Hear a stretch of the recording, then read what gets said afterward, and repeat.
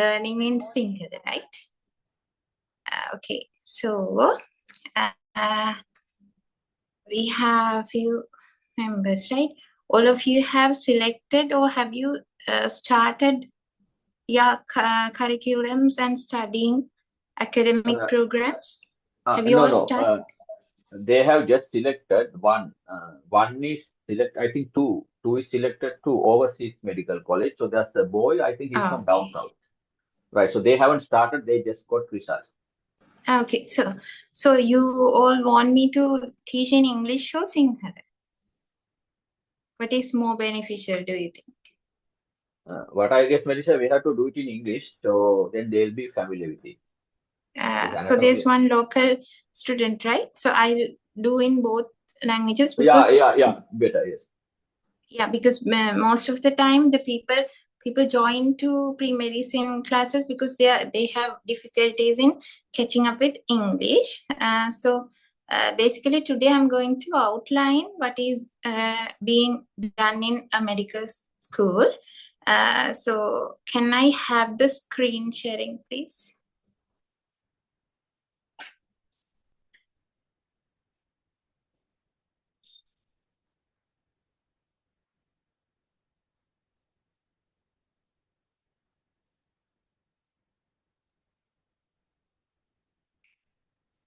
I think now you can share this screen. Okay.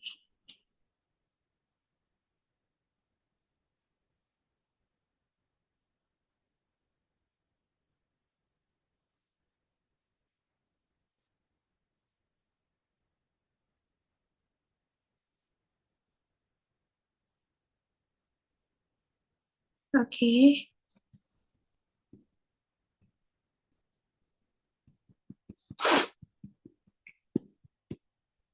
We'll try to finish this all. Hope you all can see my screen and hear my voice clearly. So today we are going to learn a bit about approach to learn medicine. Okay.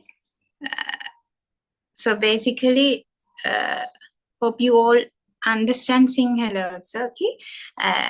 Then අපි හැමෝම campus එකකට නේ යන්නේ නේද? University. Universe means විශ්වවිද්‍යාලයක් කියන්නේ you have to know all the things. ඒ කියන්නේ විශ්ව දැනුමක් තියෙන්න ඕනේ. So මම මෙතනින් පටන් ගන්නම් මගේ experience එකත් එක්ක. So I was a very bright student in school and also in humbly mentioning. So I am going to mention the highlights of the difference of school learning and university learning. So in a school, the school එක ගත්තාම school එක අපි හිතමු textbook එකක් කියලා. දැන් අපි science textbook එක ගත්තොත් grade 10 for an example. grade 10 science book එකේ මම දන්නේ නැති වචනයක් නැහැ. මම දන්නේ නැති අකුරක් නැහැ. ඒ අකුර ඒ වචනේ කොහෙද තියෙන්නේ කියලා මම දන්නවා හැමතැනම ඒ වගේ. So every student, I mean every student who is studying hard knows everything in the book. But you can't do that in university.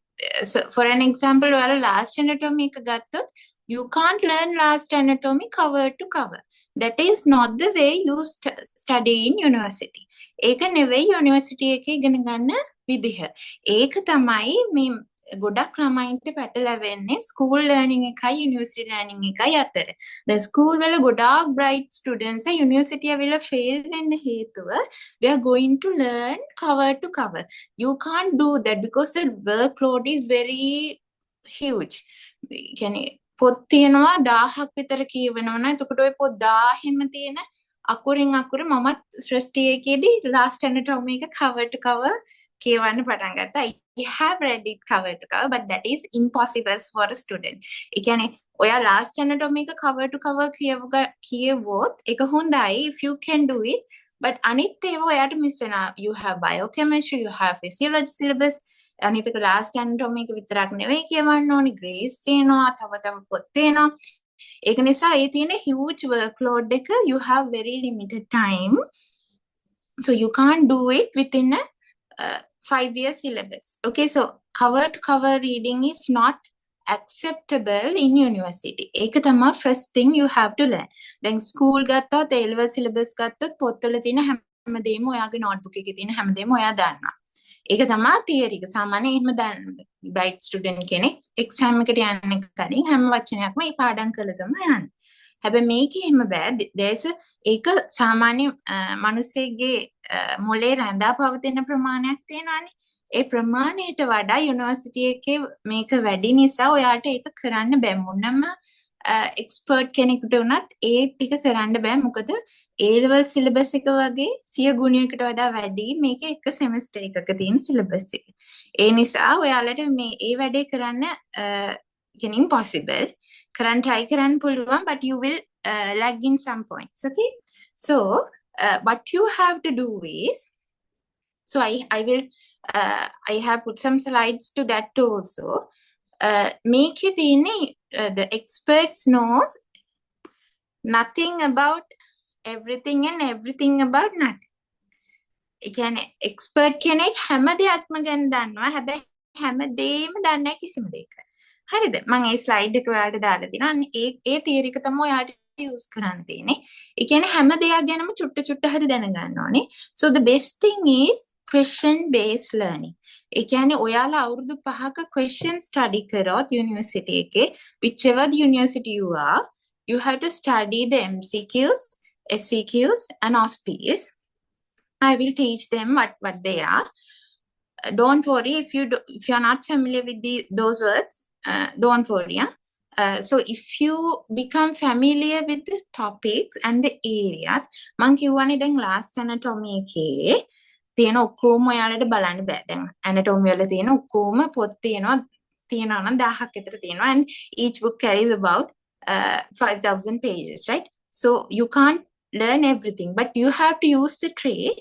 Question එකක් අරගෙන ඒ question එකේ අහලා තියෙන area එක බලා ගන්න. Because now I am an assistant lecturer, so I know how the questions are made. දැන් අපි questions හදනකොට අපි කරන්නේ the university එකේ lecturers ලා ඉන්නනේ. lecturers ලා topics තමයි බෙදාගන්නේ. So ඒ කියන්නේ එක එක areas එක එක consultant බෙදා ගන්න. එක එක lecturer බෙදා ගන්න. ඒතර මේ area එකකින් question එකක් ඔයා හදන්න. එතකොට ඔයාලා study කරොත් හොඳට හොයාගන්න පුළුවන්. හැමදාම first question එක දාලා තියෙන්නේ මෙන්න මේ area එකේ. second question එක දාලා තියෙන්නේ මෙන්න මේ area එකේ. එහෙම කියලා අපිට areas ගන්න පුළුවන්. මොකද යාළුවා බෙදන්නේ areas.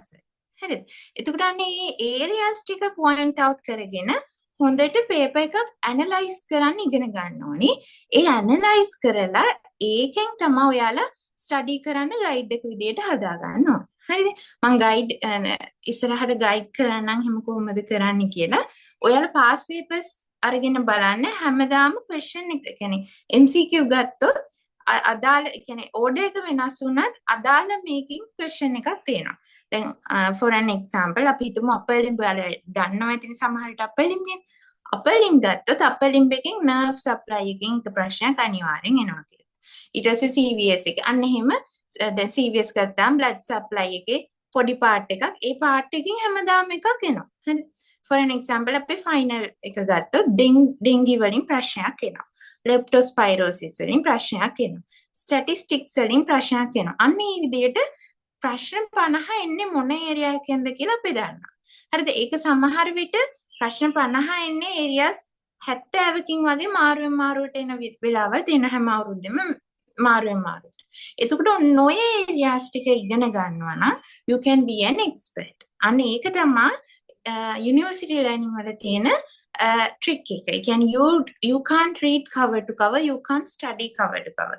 ඒ කියන්නේ හැම වචනයක්ම මුලින් ඉඳලා මම දැන් last එක පාඩම් කරනවා කියලා last එකේ මුලින් ඉඳන් පාඩම් කරන්න බෑ.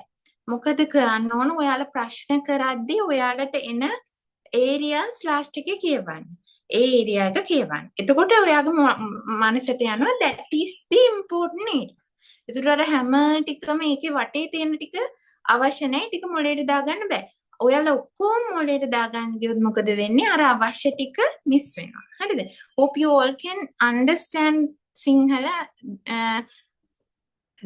Do I need to explain it in English also? No, ne? Okay, so we'll move on to the syllabus. Okay, so මං ඉස්සෙල්ලාම outline එකක් කරන්නම් කොහොමද ඔයාලගේ කියන්නේ academic pathway එක යන්නේ කියලා. හරිද? academic pathway එක යන විදිය ගත්තහම මුලින්ම තියෙන්නේ කියන්නේ ඔයාලට first year එකේ pre-clinicals, paraclinicals and clinicals කියලා main areas 3කට බෙදෙනවා ඔයාලගේ මුළු medical career එකම. Pre-clinicals කියන්නේ ඒකෙදි ඔයාලා ඉගෙන ගන්න anatomy, biochemistry and physiology. Okay. So මේක සාමාන්‍යයෙන් semesters 3යි but it will drag to about 1.5 years. ඒ කියන්නේ first 2 years වගේ ඔයාලා මෙන්න මේ subjects 3 තමයි ඉගෙන ගන්න. ඒ subjects 3 ඉවර වුණාම ඔයාලට second MB කියලා exam එකක් එනවා. හරිද? second MB කියලා exam එකක් එනවා. මේක bar exam එකක්. මොකද්ද bar exam එකක් කියන්නේ?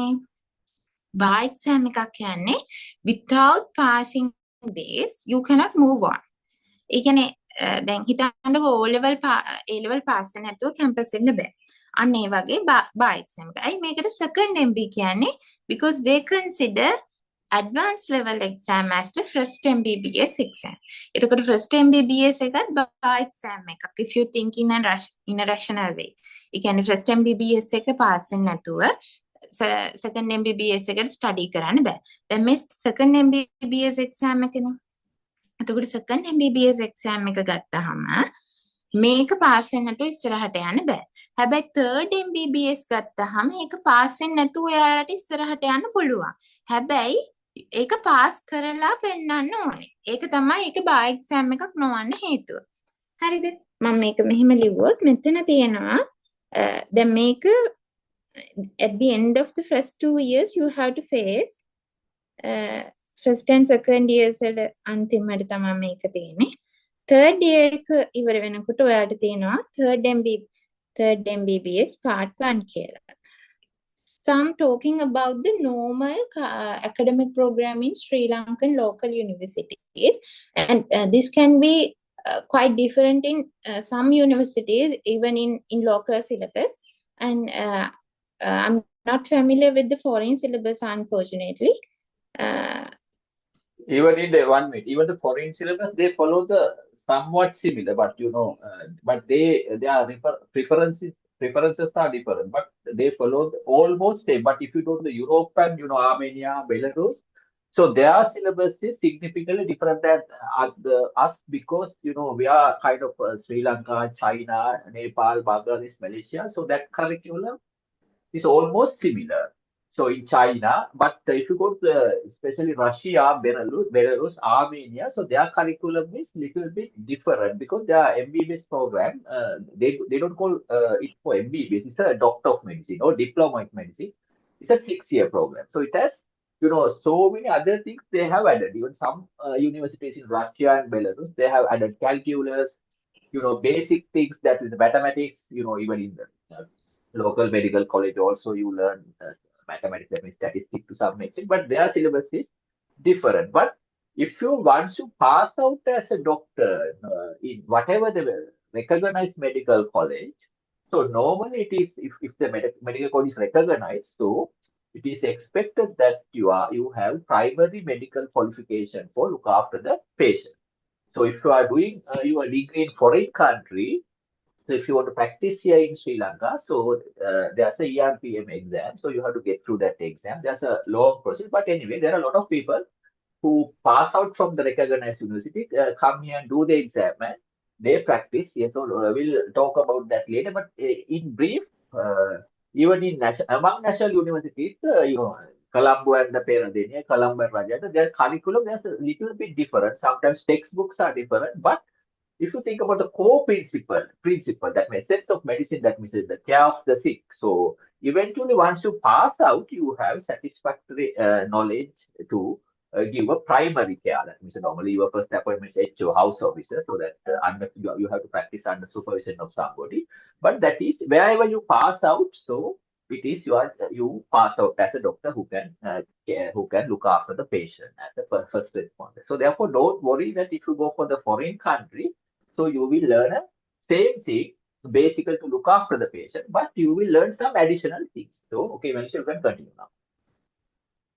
Okay, so end of the first 2 years, you will face this bar exam, second MBBS exam. So third MBBS exam is not a bar exam. That means without passing part 1 exam, you can move on to fourth year. But second MBBS exam is a bar exam.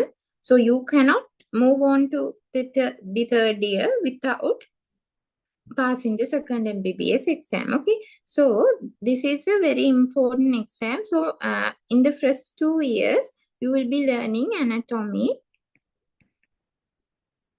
physiology, and biochemistry. Okay, biochemistry.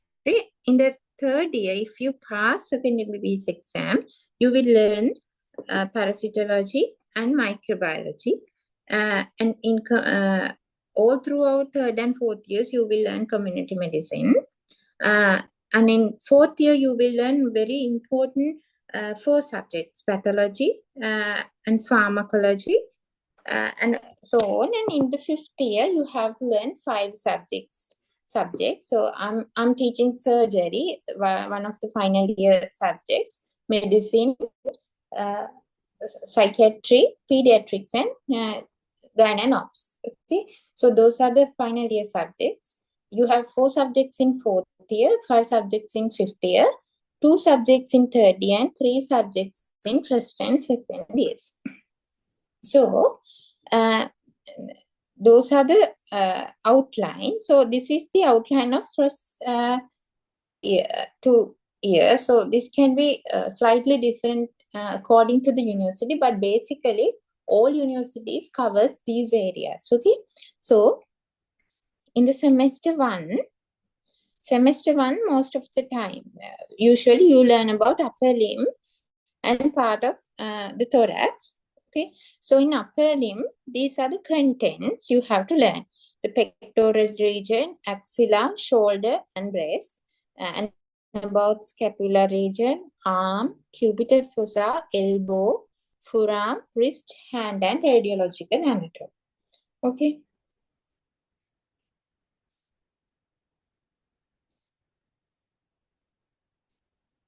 Okay. So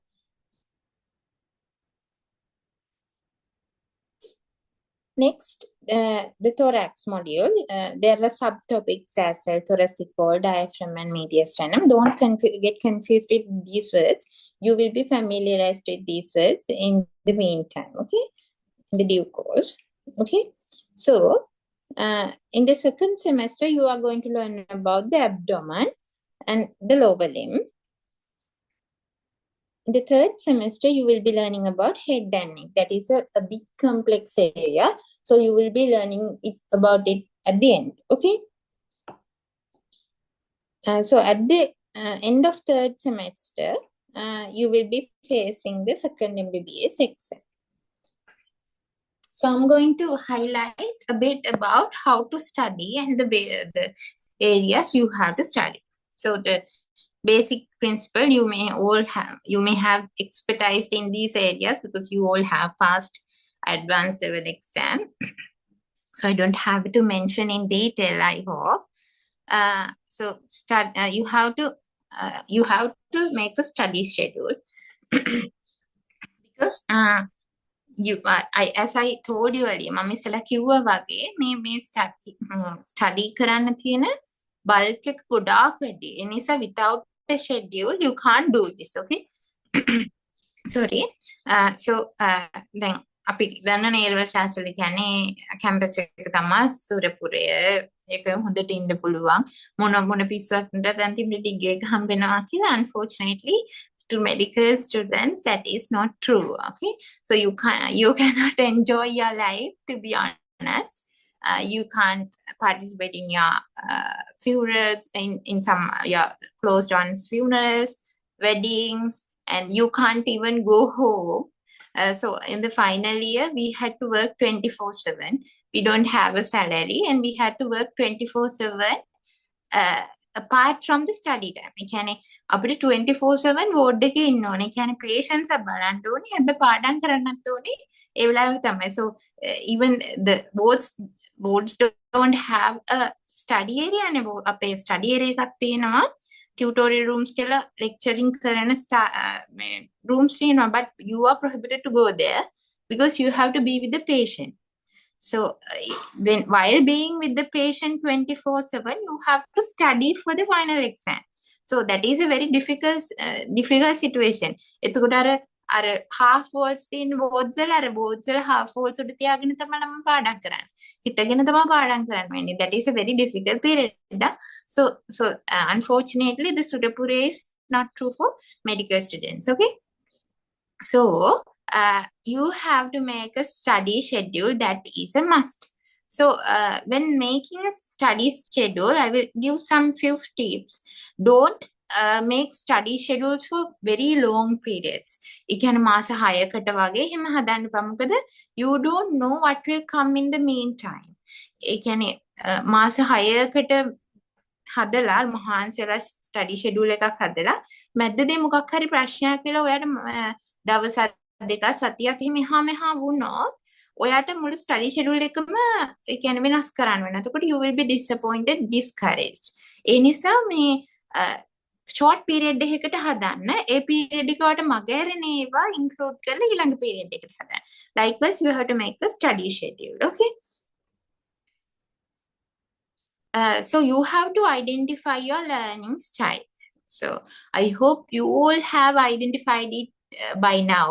But if you haven't, you have to identify it now because this is very important. No, you have to know your studying learning style because මම ඒක ඉස්සරහට කියන්න මේ learning styles එක එක්කෙනාට වෙනස්. ඒ කියන්නේ සමහරු visual aids වලින් ඉගෙන ගන්න කැමති. ඒ කියන්නේ මෙහෙම දැන් මම මේක කියන්න හේතුව I know you are not preschool students, ඔයාලා preschool students නෙවෙයි. නමුත් ඔයාලා මෙච්චර කල් පාඩම් කරගෙන ආපු විදිහට කරන්න බෑ. මොකද ගොඩාක් පාඩම් කරන්න තියෙන නිසා ඒක කොහොම හරි මතක තියාගන්න විදිහක් හදාගන්න ඕනේ. හරිද? එතකොට අන්නේ විදි වලට examples ටිකක් තමයි guide එකක් තමයි මම කරන්නේ. හරිද? ඒ කියන්නේ ඔයාලා පාඩම් කරන්න මේ විදි දැන් ඔයාට එක විදියක් හරියන්නේ නැත්නම් ඒක try කරලා බලලා you can move on to the next method. ඒ කියන්නේ මට මේ විදිය හරියන්නේ මට මේක මතක තියෙන්නේ නැහැ. ඒ නිසා මම වෙන විදිහක් බලා ගන්නවා කියලා. ඒ කියන්නේ you can try මේ තියෙන කාල සීමාව තමයි ඔයාලට තියෙන්නේ මේ ටික try කරන්න. නැත්තම් try ඒ කියන්නේ you can't do experiments when you are in the university. You don't have time for that. ඒ කියන්නේ ඒ වෙලාවට වෙලාව නෑ මේව කරන්න. ඒකින්ද දැම්ම තමන්ව ස්ටඩි කරලා මට හරියන්නේ මොන විදියද කියලා හොයාගෙන යන්න. හරිද? එතකොට learning styles ගත්තාම සමහර අය කැමති visual. ඒ කියන්නේ යාලට ගොඩක් effective වෙන්නේ visual විදිහට. ඒ කියන්නේ පින්තූර දැක්කහම ඒ වගේ පින්තූර වලින් තමන්ගේ මොළයට යන වැඩි. එතකොට පින්තූර වලින් මොළයට යන වැඩි කෙනෙක් මොකද කරන්න ඕන? anatomy පාඩම් කරන්න ඕන වැඩියෙන් grants එක අරන්. grants is something like an atlas. Okay, ඒ කියන්නේ anatomy වල atlas එක කියන්නේ grants එකට. ඒ කියන්නේ ඒකේ තමයි පින්තූර තියෙන්නේ. අන්න ඒ වගේ පින්තූර වලින් ඔළුවට යන කෙනෙක් ඒ පොත refer කරන්න ඕනේ ගොඩ. එතකොට reading and writing අයට Gray's and last anatomy හොඳයි. මම resources ටික ඉස්සරහට කියනවා. මේ බය වෙන්න එපා. ඊට පස්සේ auditory. ඒ කියන්නේ ඔන්න auditory විදිහට ඉගෙන ගන්න කැමති අයට තමයි මේ වගේ අපි lectures කරන්නේ. හරිද? එතකොට මේ pre-medicine classes, lectures and they help in both visual and auditory ways. ඒ කියන්නේ කවුරු හරි උගන්වන දෙයක් අහන් ඉඳලා මතක තියෙන කෙනෙක් ඉන්නවා. සමහරව ඉන්නවා මුළු දවසම පොත පාඩම් කරත් වැඩක් මතක හිටින්නේ නැහැ. විනාඩි 10ක් කවුරු හරි ඒක කියා දුන්නොත් ඒක හොඳට මතක හිටින්නේ නැහැ. So there's no deficiency in you. ඔයාගේ වැරද්දක් නැහැ. හැමතිස්සෙම මොකක් හරි පාඩම් කළා ඔයාට අමතක වුණොත් ඒක ඔයාගේ වැරද්දක් කියලා හිතන්න එපා. ඒක ඔයා පාඩම් කරන විදිහේ වැරද්ද. ඒකින්ද මේ පාඩම් කරන විදිහ මාරු කරලා බලන්න. එතකොට kinesthetic way කියන්නේ ඒ කියන්නේ ඒක ඒ කියන්නේ ඔයාගේ චලන, ඒ කියන්නේ movements use කරලා, ඒ කියන්නේ සමහරු පුරුදු වෙලා ඉන්නවා බොරුවට හරි white board එකක ලියලිය අනිත් අයට කියා දීලා පාඩම් කරන. සමහරු වෙනවා කොළවල ලියලා ඇඳලා පාඩම් කරන. එතකොට අන්න ඒ වගේ විදිහ more effective වෙන අය ඉන්නවා. එතකොට scientifically prove කරලා තියෙනවා ඔයාගේ ඇඟේ මේ ඒ කියන්නේ ගොඩාක් අවයව පාවිච්චි කරනවා. ඒ කියන්නේ organs ගොඩාක් use කරන දේට තමයි දේ තමයි ඔයාගේ වැඩියෙන් මතකෙට යන්නේ කියලා. හරිද? ඒ කියන්නේ දැන් හිතන්නකෝ මම දැන් ටීච් කරනවා. මම ටීච් කරනකොට මම පාඩම් කරපු දෙයට වඩා මම ටීච් කරන දේ මට මතක හිටිනවා. ඇයි? Because I'm using my mouth. මගේ mouth එක use කරනවා, මගේ eyes use කරනවා, මගේ hands use කරනවා. Maybe I'm using my legs also if I'm teaching while walking. So ඒ හැමදේම use කරන නිසා ඒ කියන්නේ ඒ organs ගොඩාක් concentrate කරන තැනට ගොඩාක් මොලේ attention එක යනවා. එතකොට ඒ organs ගොඩාක් involve කරගෙන පාඩම් කරන්න බලන්න. එතකොට ඒ දෙක හොඳට මතක හිටිනවා. හරිද? So this is in detail about visual learners. So visual learners prefer to learn through images. Auditory learners, writing learners and kinesthetic learners. Okay. So some may be solitary learners. සමහරුන්ට කොච්චර කට්ටියක පාඩම් කරත් හරියන්නේ නැහැ. තමන් ගෙදර ගිහින් කියවනකම්. සමහරු ඉන්නවා තනියම කියවන්න බෑ. තනියම කියවනකොට procrastinate කරනවා. ඒ කියන්නේ procrastinate you have to avoid that. Procrastination avoid කරන්න. ඒ කියන්නේ මම මේක පාඩම් කරලා මෙහෙම ලියනවා. මෙහෙම ලියලා හොඳට මේ විභාග පාස් වෙලා පළවෙනියම වෙනවා. බැච් ස්ටොප් වෙනවා. බැච් ස්ටොප් වෙලා මෙහෙම කන්සල්ටන්ට් කෙනෙක් වෙනවා. මෙහෙම කරනවා කිය හිත ඉන්නවා. But you are not executing your plan. ඒ කියන්නේ ඔයාගේ plan එක කරන්නේ නැතුව plan එක succeed වුණාම කරන දේවල් හීනමවම ඉන්නවා. දැන් පාඩම් කරන පොත ගාවට ගිහින් එහෙම කරනවා. You have to have a goal. ඔයාට goal එකක් තියෙන්න ඕනේ. ඔයාට achievements තියෙන්න ඕනේ. But you should not procrastinate about that. මම මේක අද මෙහෙම ඉවර කරනවා මෙහෙම ඉවර කරනවා එහෙම හිතන්න ඕනේ. හැබැයි ඒක ගැන හිත හීනමව පොත ගාවට වෙලා ඉඳලා වැඩක් නැහැ. ඒ plan එක ක්‍රියාත්මක කරන්න ඕනේ. හරිද? එහෙම නැත්තම් හරියන්නේ. ගොඩක් වෙලාවට ඔය හීන දකින්න එක තමයි මේ ස්ටුඩන්ට්ස් කරන්නේ පොත දිහා බලාගෙන මෙහෙම කර ඉන්නවා. ඊට පස්සේ මම මෙහෙම කෙනෙක් වෙනවා කියලා හිතනවා විතරයි. You don't act කරන එක තමයි වැදගත්. acting and perseverance තමයි මේකේ වැදගත්. ඒ කියන්නේ consistency එක. මේක ඇත්තටම අමාරු වැඩක්. ඒ අමාරු වැඩේ ගොඩාක් අයට පටන් ගන්න පුළුවන්. ඕනම කෙනෙක්ට ඕනම වැඩක් පටන් ගන්න පුළුවන්. හැබැයි ඔයාලා ස්ටඩි කරොත් අපේ සොසයිටි එකේ සක්සස්ෆුල් වෙලා තියෙන අයගේ වෙනස තමයි යාලා පටන් ගන්න වැඩේ ඒ පොටෙන්ෂල් එකේම එකම දිගට කරගෙන යනවා. Consistency is the key to success. ඒ කියන්නේ ඔයාලා ඒ potential එක දිගටම තියාගන්න බලන්න. පටන් ගන්නකොට තියෙන අපි කියන්නේ ගැම්ම කියලා. ඒ ගැම්ම දිගටම තියාගන්න බලන්න. එතකොට තමයි ඔයාට ඒ consistency එකකින් තමයි successful වෙන්න පුළුවන්. හරිද? So you can be a solitary learner or a social learner. You have to identify it now. Okay?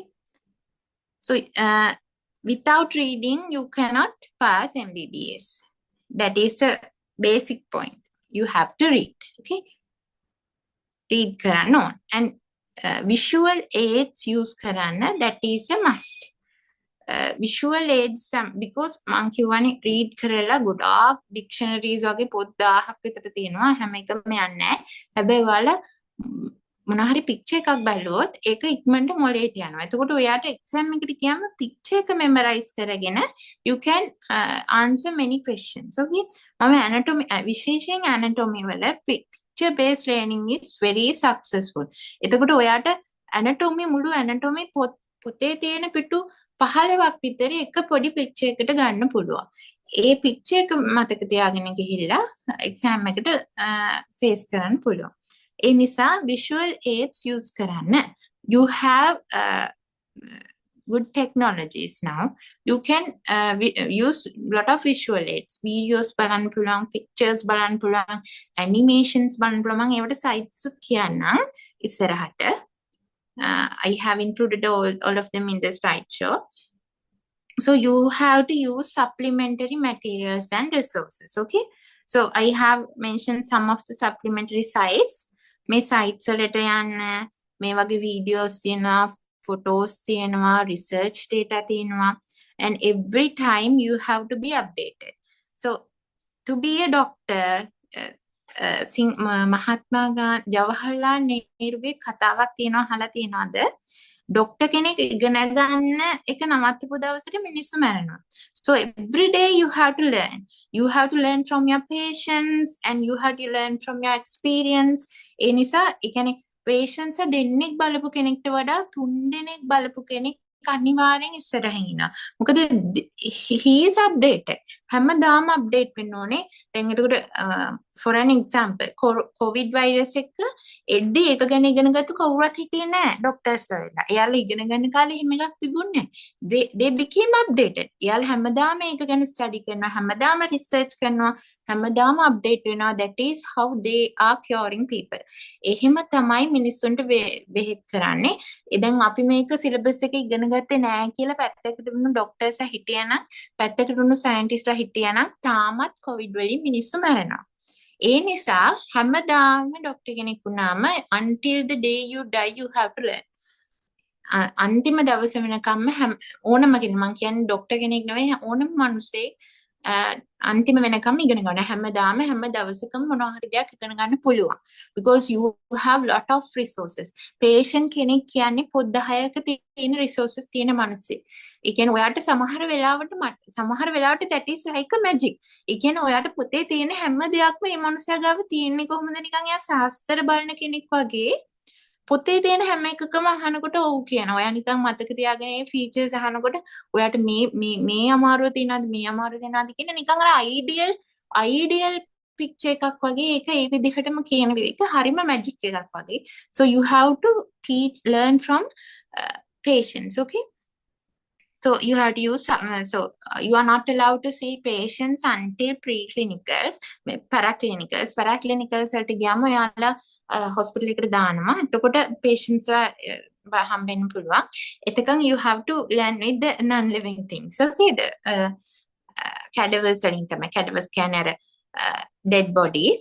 ඒවා මේ formalin දාලා හදලා තියෙන්නේ. ඒ වගේ තමයි ඉගෙන ගන්න ඕනේ dissection වලදී. හරිද?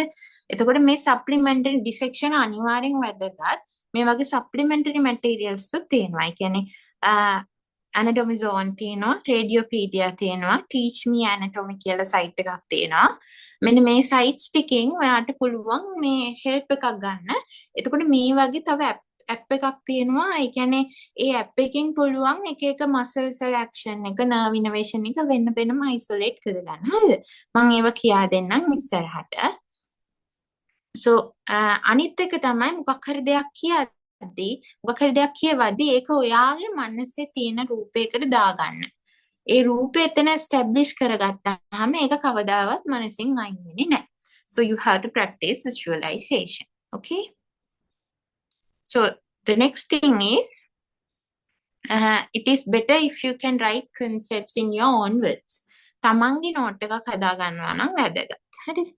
So when I'm telling that you have to make notes, I don't mean that you have to write everything in the last anatomy, everything in the grants anatomy in a separate notebook. That is not what I mean, okay? Visual dates අරගෙන ඒ විදිහට හදන්න ඕනේ. මම ඉස්සරහට කියන mind maps visually. So this is start preparing your own mind map. So mind map is a very important thing. Mind maps හදන්න drawings කරලා ඒ picture එකට පුළුවන් තරම් details add කරන්න බලන්න. ඒ details මතක තියාගන්න, picture memory එකක් තියාගන්න බලන්න. Mind maps කියන දේ very important because scientific research වලින් හොයාගෙන තියෙනවා මේ mind maps වල තියෙන ඒ flowing method එක තමයි අපේ neuron structurally හැදලා තියෙන්නේ. ඒ නිසා මේ mind maps වල තියෙන දේවල් අපේ මොළයට යනවා වැඩි. අපේ මොළයේ memory එකේ මේ කියන්නේ ඉතිරි වෙනවා වැඩි. memory එකේ රැඳෙනවා වැඩි. ඒ නිසා mind maps ගොඩක් effective. පුළුවන් හැම හැම part එකකටම mind map එකක් හදන්න, pictures අඳින්න බලන්න, විශේෂයෙන් anatomy වල පොඩි picture එකකට ගොඩාක් දේවල් add කරගන්න බලන්න වටින්. ඒ picture memory එකයි mind map memory එකනේ ඔයාට ගොඩක් දේවල් මතක තියාගන්න පුළුවන්. Okay? So this is procrastination. Don't do that. So you have to be prepared for the learning lessons. ඒ කියන්නේ ඔයගොල්ලන් දන්නවනේ දැන් පොඩි කාලේ වගේ homework කරාද කවුරුත් බලන්නේ නැහැ. එහෙම හැබැයි lectures එනවාද නම් මන් දන්නේ I don't know about that the other universities. But අපේ university කියන lectures cut කරන්න බෑ, assignments එනවා හැම. දැන් අර spoon feed කරන්නේ නැහැ කවුරුවත්. ඒ කියන්නේ ඔයා මේක පාඩම් කරන්න, ඔයා මේක පාඩම් කරන්න, මේ homework එක කරන්න, ආකරේ නැද්ද එළියට යන්න. එහෙම කරන්නේ නැහැ කවුරුවත්. You have to learn by yourself. So මෙතෙන්ද හිතන්නේ you are the cream of the nation. හරිද? ඒ කියන්නේ මේ ලංකාවේ ඉන්න ඒ කියන්නේ ඔයාලගේ අවුරුද්ද ඉපදිච්ච cream එක තමා යුනිවර්සිටි එකට එන්නේ. එතකොට ඒ යුනිවර්සිටි එකට ආවට පස්සේ you have to do self study. self learning තමයි තියෙන්නේ. කියන්නේ තමන් මොන්ටිසෝරි ළමයි එන්නේ නැහනේ. තමන් පාඩම් කරන්න ඕනේ, තමන් ඉගෙන ගන්න ඕනේ. It is up to you. No one is going to spoon feed you. Okay. So ඒක නිසා you have to come prepared for teaching lessons. You have to study එදා lecture එකට lecture එකේ උගන්වන දේවල් කලින් දවසේ notice එකක් දෙනවා. කලින් දවසේ හරි මාසෙ මුල හරි notice එකක් දෙනවා. එතකොට ඒකට prepare වෙලා එන්න. ඊට පස්සේ ගියාට පස්සේ ආයෙ ඒක එකපාරක් study කරන්න. එහෙම තමයි කියන්නේ memorize කරගන්න ඕන. හරිද? ඊළඟට questions අහලා යාළුවන්ගෙන් මේ clarify කරගන්න තමන්ට තියෙන points. Okay? ඊළඟට මේ තියෙන්නේ dissection hall එක. හරිද? anatomy lab එක කියන්නේ dissection hall එක. dissection hall එකට ඔයාලා ගියාම ඒකෙන් maximum use එක ගන්න. මොකද ඒක live session එකයි. කියන්නේ ඇත්තටම ඒ කියන්නේ ඔයාට මිනිස්සෙක් හම්බ වෙනවා මේ මිනිසා කපලා බලන්න. ඒ කපලා බලලා ඇතුළේ ඉගෙන ගන්න. ඔයාට patient කෙනෙක් හම්බුනාම මේ patient ගේ ඇතුළ කොහොමද තියෙන්නේ කියලා කපලා බලන්න බෑනේ. හැබැයි ඔයාට first second years වල chance එකක් දීලා තියෙනවා කපලා බලන්න. ඊට පස්සේ මේක මේ විදිහට තමයි තියෙන්නේ කියන එක හැමදාම මතක තියාගෙන patients වලට treat කරන්න වෙනවා. හරිද? ඒ නිසා හැමතිස්සෙම anatomy labs කරන්න එපා. anatomy labs වලට යන්න ඒකේ maximum use එක ගන්න. dissection වලට actively participate වෙන්න. හරිද? So you have to do some peer learnings done at the ගණන් because that is the best way to memorize. Teaching is the best way to memorize. මං කියවනේ Gogans ගොඩක් involve වෙනවා නම් memory එක වැඩි. Teach the subject. Okay. So this is Edgar Dale's corner of learning. So Edgar Dale tells that you remember 10% of what you read. So ඔයා පොත කියවනවා නම් ඒකෙන් 10% තමයි මතක තියෙන්නේ. And you remember 20% of what you hear. That is why you are participating in this section. Okay, this session. Okay, you remember 30% of what you see. So you are completing about 50 to 60% in this session. And you remember 50% of what you see and hear. So you remember 70% of what you say and write. So you have to write and say it aloud so you can remember 70% of them. And you remember 90% of what you do. That is why you have to practice dissection in the anatomy lab. That is why you have to treat patients. That is why you have to talk with the patient. And that is why you have to do practicals as much as possible. Okay, so this is passive learning. The practicing is active learning. So the most efficient way is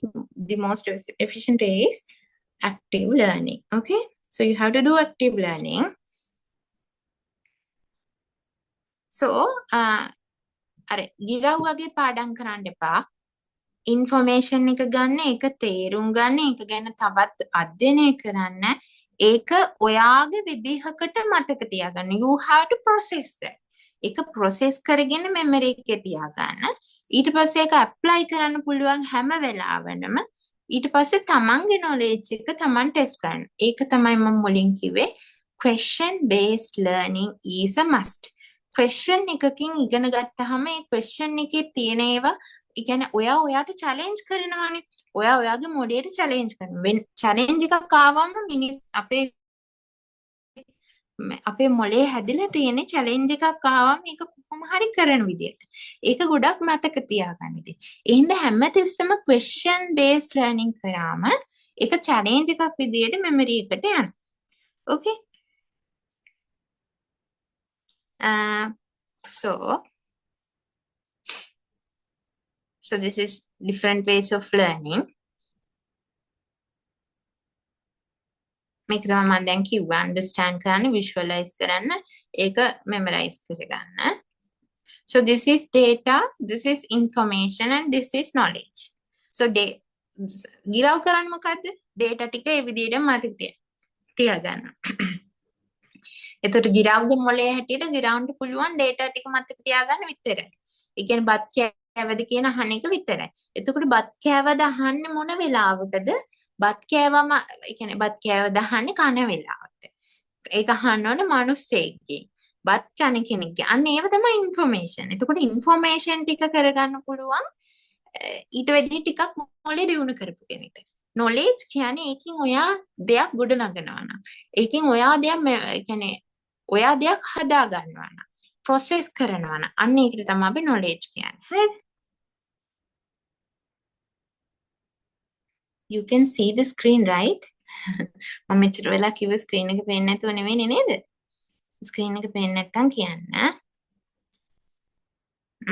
So you have to have a plan. You have to set a goal. මම මෙහෙම distinction එකක් ගන්නවා කියලා goal එකක් set කර ගන්නවා නේ. goal එකට reach කරන්න plan එකක් තියන්න ඕනේ. හැබැයි plan එකක් විතරක් තිබුණා මදි. හැමදාම වැඩ කරන්නත් ඕනේ plan එකට අනුව. හරිද? මං කිව්වා වගේ stick to it. ඒ කියන්නේ consistency එක තමයි key to success. හැමදාම ඒ කියන්නේ කලින් ඊයේ කරා වගේම අදත් වැඩ කරන්න පුරුදු වෙන්න. නැත්නම් අර මුලදී තියෙන අර potential එක එන්නෙන් අර පහු වෙනකොට කොහො වෙනවා කියන්නේ එහෙම වෙන්න දෙන්න එපා. ඒක නිකන් fade වෙන්න දෙන්න එපා. ඒක ඒ විදිහටම මේ කියන්නේ ඒ potential එකේ energy එක දිගටම තියාගන්න. අනිත් එක මං කිව්ව මේ පොඩි tips තමයි පොඩි goals තියාගන්න. චූටි ලොකු goal එකක් තියෙනවා. ඒකට අමතරව පොඩි goals තියාගන්න. එතකොට මේ goals achieve කරගන්න ඔයාලට ලේසියි. එතකොට ඔයාගේ brain එකට compliment එකක් යනවා.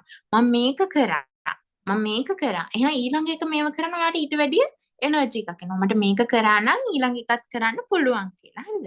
ඒ වගේ පොඩි goals තියාගන්න. For an example මම upper limb එක බලනයි මගේ පළවෙනි goal එක. දෙවෙනි එක මම thorax එක බලනවා. ඊට පස්සේ මම anatomy මෙන්න මේ units එක මේ වෙද්දි ඉවර කරනවා. අන්න ඒ වගේ පොඩි goals තියාගන්න. මම past papers මේ ටික මේ වෙද්දි ඉවර කරනවා. ඒ වගේ goals පොඩි විදිහට කඩා ගන්න. අර ලොකු goal එක පොඩි විදිහට partition කරගන්න. ඒ කරගත්තාම මේ goals achieve කරගත්තාම ඔයාට සතුටුයි. ඒ ඊට පස්සේ ඔයාට ඕන නම් reward එකක් you can give yourself a reward. හරිද? That is the psychology in learning. ඒක තමයි learning වල studying කරද්දී කරන්න තියෙන මේ psychological way එක scientifically proven way එක. හරිද? You have to have a positive attitude. හරිද? You attract what you think. ඔයා හිතන දේ තමයි ඔයා attract කරගන්නේ. ඔයා හිතුවා මට මේක බෑ කියලා කොහොමත්ම බෑ. පුළුවන් කියලා හිතාගෙන හැමදේම ඕනම බැරි වැඩක් කරන්න පුළුවන් කියලා හිතාගෙන කර. Okay, you have to have big dreams. So health is very important. That is what medical students do not have. To be honest, you don't have a time to sleep. උදේ 4ට වෝඩ් එකට යනවා. හවස රෑ 12ට රෑ 2ට නැත්තම් word එකෙන් එනවා. නිදා ගන්නත් ඕනි. අර ගෙදර යන වෙලාවේ පාඩම් කරන්නත් ඕනේ. එතකොට නිදා ගන්න වෙලාවකුත් නැහැ. එතකොට මේ කන්න වෙලාව කොහොමත්ම නැහැ. කෑම කියන්නේ අන්තිමටම හිතෙන දේ තමයි මේ සමහර දවසට කාලම නැහැ. සමහර දවසට එක වේලක් කාලා තිනවා. එකක් දුවන ගමන් කන දෙයක් හරි බත් කන්න බෑනේ හැමතිස්සම නැවත. ඒ නිසා but the main thing is maintain good health. හරිද?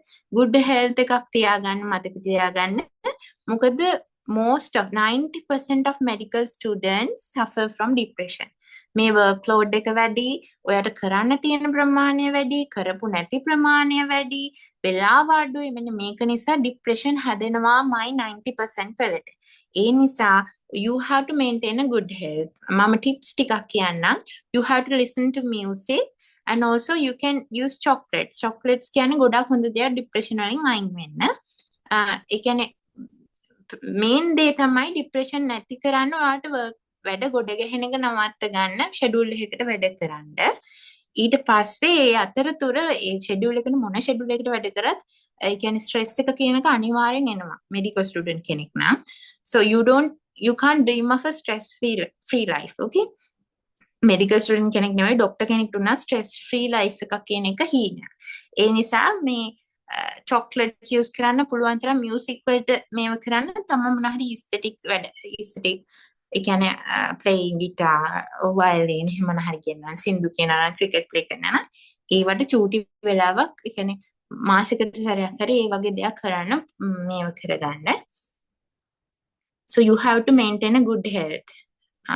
ඒ කියන්නේ ඔක්කොම කරන් ජීවත් වෙන්නේ ඉස්සෙල්ලා ජීවත් වෙලා ඉන්න ඕනේ.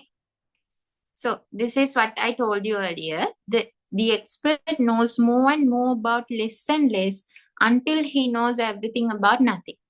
ඒ කියන්නේ expert කෙනෙක් ගොඩාක් දේවල් ගැන දන්නවා හැබැයි ඔක්කොම දන්නේ කිසිම දෙයක් නැහැ. හරිද? ඒ නිසා අනේක මතක තියාගන්න.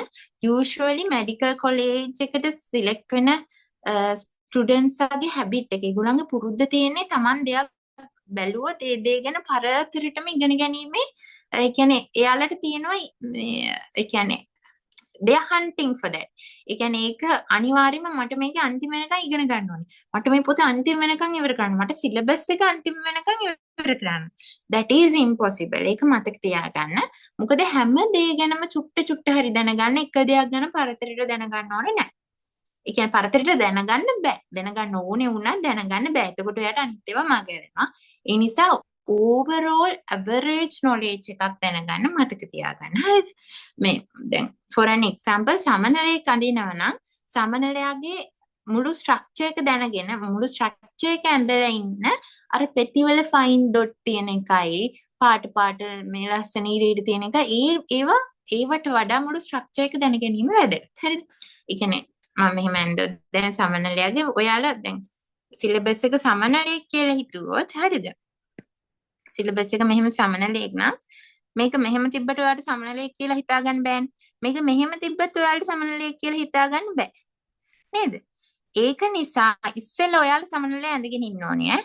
කේක් එකට අයිසින් දාන්න කලින් කේක් එක හදන් ඉන්න. දැන් මෙහෙම කරාම සමනලයක් කියලා හිතා. පස්සේ මේකට ඉතින් හැඩ වැඩ ටික දාගන්න. ස්ටඩි මැටීරියල්ස් උත් එහෙමයි. සිලබස් එකත් එහෙමයි. හරිද? සිලබස් එකේ ඔයාලා ඉස්සෙල්ලා ස්ට්‍රක්චර් එක දැනගන්න ඕනේ. ඉස්සෙල්ලා ඕවරෝල් නොලෙජ් එකක් තියෙන්න. ඊට පස්සේ වෙලාව තිබුණොත් ඔයාලට පුළුවන් අර එකක් ගැන ඉන් ඩීටේල් දැනගන්න. හරිද? මේක ගොඩාක් වැදගත් මෙඩිකල් ස්කූල් එකේ ඉගෙන ගන්නවා නම්. Okay. So moving on to our syllabus matters. Anatomy, physiology and biochemistry. හරිද? anatomy, physiology and biochemistry ගැන තමයි අපි ඉගෙන ගන්නේ. So most of the time මෙතනින් anatomy syllabus එක ගොඩක් වැඩි. ඒ කියන්නේ anatomy මතක තියාගන්න ඕන ප්‍රමාණය ගොඩක් වැඩි. ඒ නිසා anatomy ගැන මම ගොඩක් කතා කරනවා. physiology, biochemistry ගැනත් කතා කරමු. This is මේක පොඩ්ඩක් අර ලස්සනට දාපු slides ටික. You don't have to memorize this. නිකන් අර background knowledge එකක් විදිහට දැම්ම. Anatomy is the study of structure of the human body. So this is a very famous art. Nicholas Talbot තියෙන anatomy මේක lecture එක මේක මම හිතන්නේ පේරාදෙණිය යුනිවර්සිටි එකේ ලොකු wall art එකක් විදිහට තියෙනවා. So father of anatomy is this one. මේව නිකන් ඔයාලට background knowledge එක විදිහට දැම්මේ.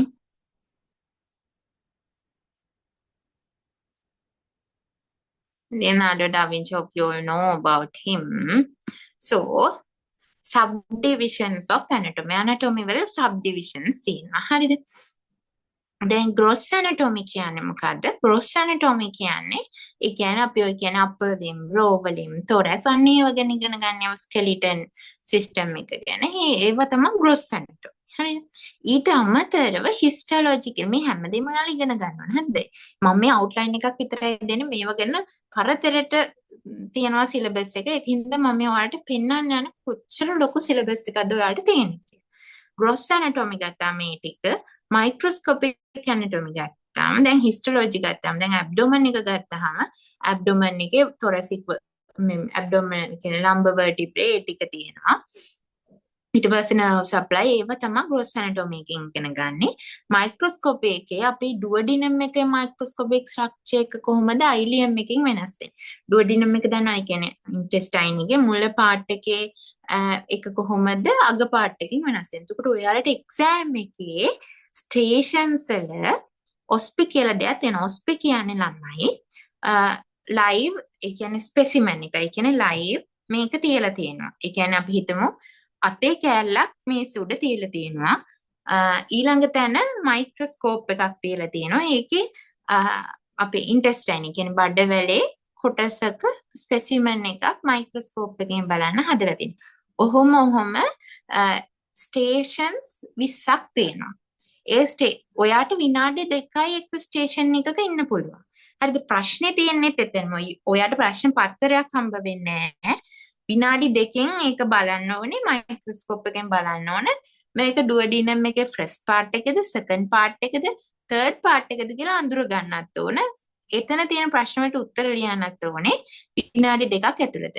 ඊළඟ තැනට මාරු වෙන්නත් ඕනේ විනාඩි 2 තමයි. එතකොට බෙල් එකක් ගහනවා ඊළඟ තැනට මාරු වෙන්න ඕනේ. එතකොට ඊළඟ තැනට ගියාම අපි හිතමු ඉස්සෙල් එකේ ඔයාට ඉතුරු වුණා කියලා ප්‍රශ්න. ඒ ප්‍රශ්න ටික ආයෙ පෙන්නන්නේ නැහැ කවුරුවත්. ඒ ප්‍රශ්න ටික තියෙන්නේ ස්ටේෂන් එකේම. එතකොට ඔයාට මේ විනාඩි 2 ඇතුළත බලා ගන්න බැරි වුණොත්, ලියා ගන්න බැරි වුණොත් බැරි වුණා තමයි. විනාඩි 2කින් දෙකට බෙල් එකක් ගහනවා. එතනින් එහා එකට මාරු වෙන්න ඕනේ. මාරු වෙවි අර ලයිව් තියෙන අතේ තියෙන කොටසක් නෑ. ඒකේ පින් එකක් ගහලා තිනවා. මොන නර්ව් එකද කියලා හොයා ගන්න ඕනේ. ඊට පස්සේ එක්ස්රේ එකක් දීලා තියෙනවා. එක්ස්රේ එකේ තියෙන ෆ්‍රැක්චර් එක මොකක්ද කියලා හොයා ගන්නවා.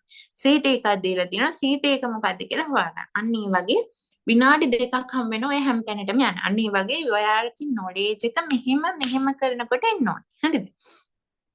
within a second එන්න ඕනේ. ඒ නිසා you have to be thorough with that. ඒ කියන්නේ knowledge එක හැමතිස්සෙම refresh කරගෙන තියාගන්න ඕනේ අර විනාඩි 2කින් එන්න. අර මයික්‍රොස්කෝපික් හිස්ටොලොජි කියන්නේ ඒ කියන්නේ එපාම කරපු කෑල්ලක්. ඒ කියන්නේ මයික්‍රොස්කෝප් එකෙන් බැලුවාම යාලට ගියාම පෙනෙයි හැම එකම පේන්නේ රෝස පාටට. එතකොට ඩුවඩිනම් එකේ ෆස්ට් පාර්ට් එකද සෙකන්ඩ් පාර්ට් එකද නෙවෙයි මේක ඩුවඩිනම් එකද කියලා හොයාගන්නත් බෑ. ඒ ඉන්ටෙස්ටයින් එකද කියලා හොයාගන්නත් හිතේ නෑ. ඉන්ටෙස්ටයින් එකත් එක වගේ නෙෆ්‍රෝන් එක ඒ කියන්නේ නෙෆ්‍රෝන් එක මම හිතන්නේ සිංහලෙන් කියන නම අර වකුගඩුව වල තියෙන වකුගඩුවේ පාර්ට් එකක්ද මේක එහෙම නැත්නම් බඩවැලේ පාර්ට් එකක්ද වෘක්කානෝ නේද? නෙෆ්‍රෝන්. වෘක්කානෝ නේ? වෘක්කානෝද කියලා හොයාගන්නත් බෑ. ඒ කියන්නේ ඒක මොකක්ද කියලා හිතා ගන්නත් බැරි තරමට ඒක විනාඩි 2 ඔක්කොම හිතාන තියෙන්නේ. හරිද? So you have to be quick and thorough with your knowledge. හරිද? ඒකින්ද කලින් ප්‍රැක්ටිස් කරලා තියාගන්න එක ගොඩාක්ම වැදගත් hospital වලට යනකොට clinical වලට because practice makes someone a perfect person. Okay? So මේක ගැන in detail ඉගෙන ගමු. මම නිකන් outline එකක් තමයි කියන්නේ. හරිද? ඊළඟට තියෙනවා developmental anatomy කියන්නේ embryology. හරිද? embryology කියන්නේ you know the zygote. ඒ කියන්නේ zygote කියන්නේ පළවෙනිම සෙල් එකනේ. ඒ කියන්නේ මොනවාද? ovum එකයි sperm එකයි එකතු වුණාම හැදෙන පළවෙනි සෙල් එක. ඒ කියන්නේ ගර්භාෂයේදී හැදෙන පළවෙනි සෙල් එකට අපි කියනවා zygote කියලා. zygote යුක්තානෝනේ? I don't remember Sinhala words. So පළවෙනි සෙල් එකට අපි කියන යුක්තාණුව. ඒ යුක්තාණුවෙන් ඉඳලා කොහොමද මේ කම්ප්ලෙක්ස් සංකීර්ණ මනුස්සයාට යනකම් ඒක වෙනස් වෙන්නේ. මොන වීක් එකේදීද මේක වෙන්නේ? මොන වීක් එකේදීද බබාගේ heart beat එක හෙන්නේ? මොන වීක් එකේදීද බබාගේ S2 develop වෙන්නේ? මොන වීක් එකේදීද ඒ කියන්නේ අනිත් ටික develop වෙන්නේ? කියන්නේ අපි කියන්නේ lungs develop වෙනවා non develop වෙන්නේ nervous system ඒ හැම කියන්නේ pregnancy එකේ මොන week එකේදීද බබා එක ඒ කියන්නේ achievements දාන්නේ කියන එක මතක තියාගන්න. ඒක තමයි embryology කියන්නේ. කියන්නේ පළවෙනිම සෙල් එක මේ සෙල් එකක් කියන්නේ ඇහැට පේන්නේ නැති දෙයක්නේ. ඇහැට පේන්නේ නැති දෙයක් ඉඳලා complex ඒ කියන්නේ මේ අපිට හිතා ගන්නත් බැරි cardiovascular system nervous system that those are miracles of nature නේ. ඒ කියන්නේ එහෙම දේවල් හැදුනේ කොහොමද කියලාවත් හිතා ගන්න බෑනේ. nervous system එක හෙඩ් ඇන් neck කාඩියෝවැස්කියුලර් සිස්ටම් මේ ලොකු සිස්ටම්ස් හැදෙන තරමට මේ ඇහැට පේන නැති සෙල් එක කොහොමද ඩිවයිඩ් උනේ කියන එක කියන්නේ ටයිම් පීරියඩ්ස් එකම පළවෙනි සතියේදී තමයි මේක වෙන්නේ දෙවෙනි සතියේදී තමයි මේක වෙන්නේ කියන එක ඉඳන් හැමදේම මතක තියාගන්න ඕනේ මේ එම්බ්‍රයොලොජි වල. හරිද? ඊට පස්සේ රේඩියොලොජිකල් ඇනටොමි. රේඩියොලොජිකල් ඇනටොමි වලදී වෙන්නේ CTs, X-rays අන්න ඒ වගේ අපි ඉමේජස් ගන්න. අන්න ඒ වගේ ෆ්‍රැක්චර්ස් අඳුර ගන්න ඕනේ. කියන්නේ X-ray එකක් දුන්නාම ෆ්‍රැක්චර් එක අඳුර ගන්න පුළුවන් වෙනවා. CT එකක් දුන්නාම CT එකේ තියෙන ප්‍රශ්න මොකක්ද කියලා අඳුර ගන්න ඕනේ. අන්න ඒ වගේ කියන්නේ X-ray වලත් තියෙනවා anterior posterior lateral අපි කියනවා swimming view කියලා කියනවා. අන්න ඒ වගේ එක views තියෙනවා. ඒ කියන්නේ එක පැත්තෙන් X-rays ගන්න පුළුවන්. ඒව ඉගෙන ගන්න ඕනේ. එතකොට ඒක anatomy වල වෙනම area එකක්. radiological anatomy. හරිද? ඊට පස්සේ නියුරෝ ඇනටොමි. නියුරෝ ඇනටොමි කියන්නේ ඒක ගොඩක් කම්ප්ලෙක්ස් එකක්. ඒ කියන්නේ අපේ නර්ව්ස් හැදලා තියෙන විදිය. නර්වස් සිස්ටම් එක ගැන තියෙන. ඊට පස්සේ human genetics. ජෙනටිකල් අපි මේ පොඩි මං හිතන්නේ ඒ වලටත් ඉගෙන ගන්නවා මෙන්ඩලි ඒ වගේ මෙන්ඩලි අපගමන තියෙනවා. ජෙනටිකලි යන්න පුළුවන් ඒවා. මේ කියන්නේ ජීන්ස් 3කින් යන ඒවා තියෙනවා. ජීන් මියුටේෂන්ස් එන්නේ කොහොමද? ඒ කියන්නේ අපි කියන්නේ ජාන විකෘති වෙන්නේ කොහොමද? ජාන විකෘති වෙන විවිධ විදි තියෙනවා. එතකොට ජාන වලින් එක එක දේවල් යන්නේ කොහොමද? එක එක ලෙඩ ජාන වලින් යන විදිය. සමහර ලෙඩ යන්න ජාන 3ක් බලපානවා. සමහර ලෙඩ යන ජාන 2ක් බලපානවා. සමහර ලෙඩ මේ ජාන ප්‍රමුඛ වෙන ඒවා තියෙනවා. එහෙම අන්න ඒ වගේ ලෙඩ කොහොමද ජාන වලින් යන්නේ කියන එක. දැන් අපි කියන්නේ තැලසීමියා, හිමොෆීලියා වගේ ඒවා තියෙනවානේ. ඒ යන ඒ විදිහ මතක තියාගන්න ඕනේ. හරිද? ඔන්න ඔය සබ්ජෙක්ට්ස් ටික ඔක්කොම ඇනටොමි වල විතරයි. මම මේ ඇනටොමි වල විතරයි කතා කරේ. එතකොට ඇනටොමි කියන්නේ මෙඩිසින් වල නිකන් 20න් එකක් වගේ. මේ 20න් එක ඇතුලේ මෙන්න මේ සබ්ජෙක්ට්ස් මේ එක සබ්ජෙක්ට් එකක් ග්‍රොස් ඇනටොමි ගත්තොත් A level එකගේ 5 ගුණයක වගේ සිලබස් එක ග්‍රොස් ඇනටොමි වල තියෙනවා. අන්න ඒ වගේ. එතකොට හිතා ගන්න ඔයාලට තියෙන බල්ක් එක කොච්චරද කියලා. හරිද? ගොඩාක් තියෙනවා පාඩම් කරන්න. එතකොට මේ හැමදේම අර අකුරෙන් අකුර මතක තියාගන්න බෑ. ඒ නිසා මම අර ඉස්සෙල්ලා කිව්ව ස්ටඩි මෙතඩ්ස් වලින් පුළුවන් තරම් මෙමරි එකක් රිටේන් කරගන්න බලන්න. විවිධ ඇක්ටිවිටීස් වලින් පික්චරයිස් කරලා ඒක වීඩියෝස් බලලා මම කියපු සයිට්ස් වලට ගිහිල්ලා හරිද?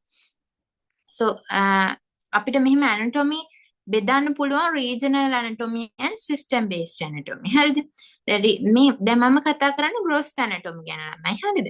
දැන් මේ histology වත් embryology වත් නෙවෙයි gross anatomy ගැන කතා කරන්නේ. gross anatomy ගැන කතා කරොත් ඒක regional anatomy වෙන්නත් පුළුවන්, system based වෙන්නත් පුළුවන්. දැන් එතකොට එක universities වල gross anatomy මේ එක විදිහට උගන්වන්න පුළුවන්. regional anatomy ගත්තොත් පළවෙනි සෙමස්ටර් එකේ අපර් ලිම්බ් උගන්වනවා. දෙවෙනි සෙමස්ටර් එකේ thorax උගන්වනවා.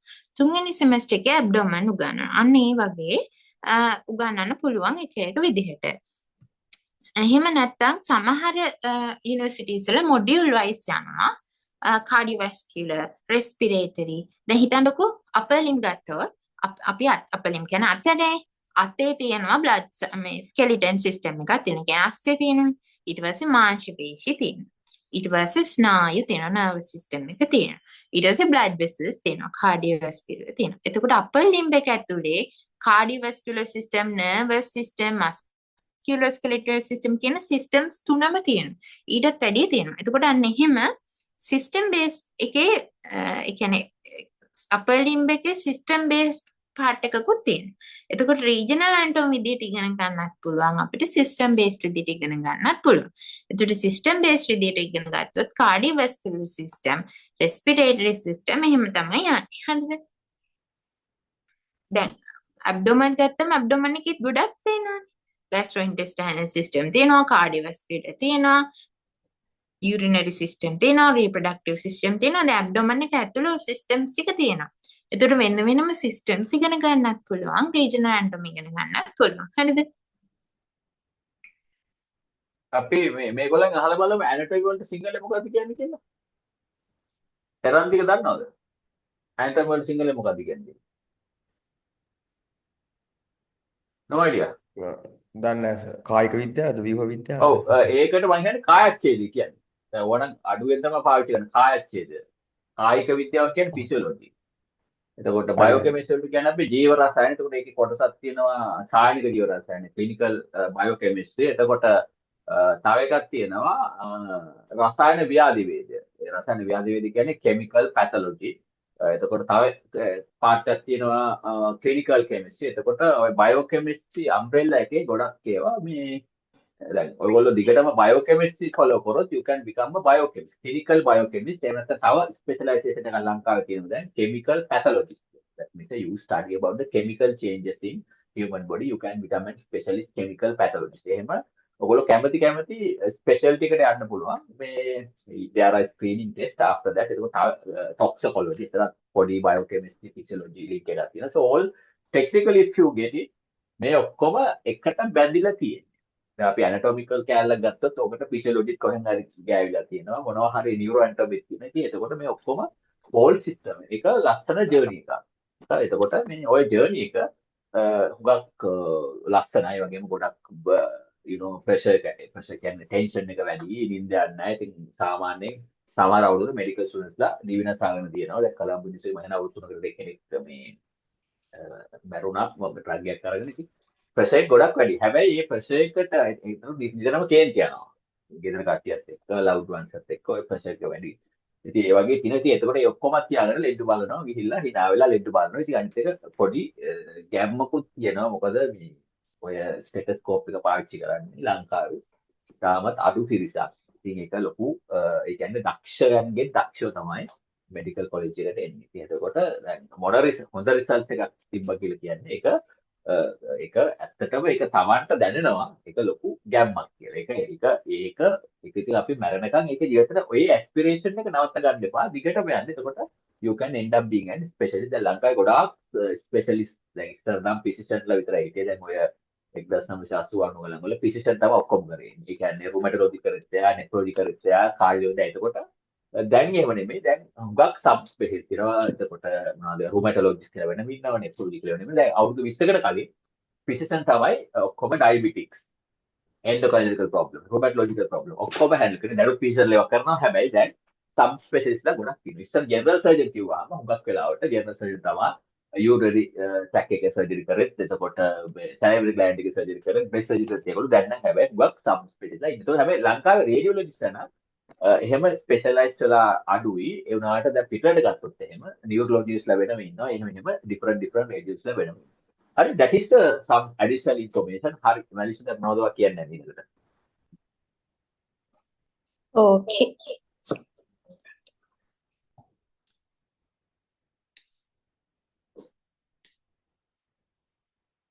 Okay. Now we were talking about regional anatomy and system-based anatomy. So anatomy අපේ curriculum එකේ ඔයාලගේ curriculum එකේම academic program එකේම anatomy වල උගන්වන strategies ගොඩක් use කරලා තියෙනවා. මම කියවනේ අර දෙයක් ඉගෙන ගන්න එක විදිය වලින් ගොඩාක් එකම දේ ඉගෙන ගත්තාම අපේ මෙමරි එකට යනවා වැඩි කියලා ඒක ඔයාලගේ academic program එකටම include කරලා තියෙනවා. එකක් තමයි lectures කරනවා. ඊට පස්සේ practical sessions කරනවා. මගේ dissections තියෙනවා. දැන් anatomy practical sessions වලදී තමයි microscope ඔයාට කෙනෙකුට එක ගානේ මයික්‍රොස්කෝප් එකක් හම්බ වෙනවා. හරිද? එතකොට Tamanට ඒ ස්පෙසිමන් එක ફોකස් කරගෙන බලන්න තමයි තියෙන්නේ. ස්පෙසිමන්ස් මුලදී හදන්න උගන්වනවා. ඊට පස්සේ හදපු ස්පෙසිමන්ස් නෙෆ්‍රෝන් එකේ නම් නෙෆ්‍රෝන් එකේ ඒ කියන්නේ බඩවැලේ කියන්නේ ඉන්ටෙස්ටයින් එකේ නම් ඉන්ටෙස්ටයින් එකේ අග්න්‍යාශය නම් අග්න්‍යාශය අන්න ඒ වගේ වෙනම හදපු ඒවා තියෙනවා. ඒව ඔයාලට දෙනවා. ඒව තනියම ફોකස් කරගෙන බලලා ඒකේ ෆීචර්ස් මතක තියාගන්න ඕනේ. දැන් ඉස්සර නම් එහෙම ලොකු ටෙක්නොලොජි එකක් තිබුණ නැති හින්දා ඉස්සර ළමයි කරේ ඇඳපු එක. හරිද? දැනුත් මට හිතෙන ප්‍රැක්ටිකල් සෙෂන්ස් වල අඳින්න තියෙනවා. එහෙනම් දැන් අපේ කාලේ අපි කරේ අපි මේ ඔයාලා ගියාම ඉගෙන ගනි මයික්‍රොස්කෝප් එකේ අයිපීස් එකට. ඒ කියන්නේ ඇහැ තියෙන තැනට ඔයාලගේ ෆෝන් එකේ කැම් එක තියුවාම ඒ විදිහටම පේනවා. ඒකේ ෆොටෝ එකක් අරගෙන ඒව මතක තියාගත්ත එක තමයි අපි කරේ. එතකොට මේ දැන් ෆෝන් එක අරන් යන්න බෑනේ එක්සෑම් එකට. එතකොට ඒ ස්පෙસિෆික් ෆීචර්ස් මතක තියාගන්න ඕනේ. හරිද? ඒ කියන්නේ හිස්ටොලොජි වල මෙන්න මේ විදිහට තමයි මේක තියෙන්නේ. නිල් පාටට පේනව නම් මේක, රෝස පාට තැන නිල් පාටට පේනව නම් මේක. ඒ කියන්නේ ඒ ලක්ෂණ ටික මෙමරයිස් කරගන්න ඕනේ. හරි. එතකොට ඔයාලට ඒ කියන්නේ ෆැසිලිටිස් ගොඩක් තියෙනවා. ඉස්සර නම් දැන් ලැබ් එකේ බැලුවට පස්සේ ආයි ජීවිතේ එක්සෑම් එකේ බලනකම් බලන්න විදියක් නැහැ. එයාලා ඒ නිසා එක රූපයක් පොත්තේ ඇඳගත්තා. අපි නම් ෆොටෝස් ගත්තා. ෆොටෝස් වලින් මතක තියාගන්න පුළුවන්. හරිද? ඉන්ටර්නෙට් සර්ච් කරන්න පුළුවන්. ඉන්ටර්නෙට් එකෙත් එනවා. ඊට අමතරව ඔයාලට එක්සෑම් එකට දෙන්නේ අර තියෙන ස්පෙසිමන්ස් මනේ. ඒ නිසා ෆොටෝස් අරගෙන තියාගන්නවා නම් මේ හොඳට මතක තියාගන්න පුළුවන්. හරිද? ඊට පස්සේ ඩිසෙක්ෂන්ස් මං කියවා වගේ කැඩව එක. කියන්නේ ඩෙඩ් බොඩි එකක් හම්බ වෙනවා. ඒකේ හැමේ ඉඳලා හිමීට ඩිසෙක්ට් කරගෙන මස් ටික හිමීට අයින් කරගෙන ෆැට් ලේ එක හිමීට අයින් කරගෙන නර්ව්ස් එහෙම කියන්නේ ස්නායුව හිමීට පාදගෙන බ්ලඩ් වෙසල් එක පාදගෙන ස්නායුවක් කොහොමද බ්ලඩ් වෙසල් එකකින් අයින් වෙන් කරගන්නේ. ඒ කියන්නේ ධමනියක් කොහොමද ශිරාවකින් වෙන් කරගන්නේ. කියන ආටරි එකක් කොහොමද වේන්න එකකින් වෙන් කරගන්නේ. ඒ වගේ හැම දෙයක්ම ඩිසෙක්ෂන් වලින් ඉගෙන ගන්න ඕන. හරිද? ඊට පස්සේ ටියුටෝරියල්ස්